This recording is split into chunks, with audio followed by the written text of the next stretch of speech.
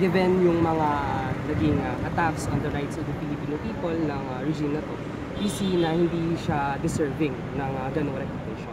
The UP administration defends its offering of the degree to Duterte by saying that it is part of tradition. However, we believe that there are traditions that must not continue if ever it already tramples upon what is already happening in our country, the worsening state of human rights violations.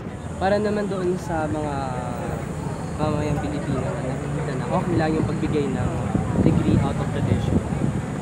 This is the time for us to enjoin them in our calls to demand accountability. Dahil the fact na nakikita nila na okay lang yung paggawad ng ganong parangal kay Duterte, it seems na parang normalize na yung culture of impunity sa ating bansa, na okay lang na hindi binibigay sa atin yung ating mga karapatan.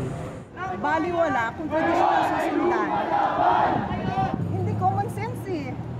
So kung tradition lang i-uphold mo, basura mo yung tradition. Diba?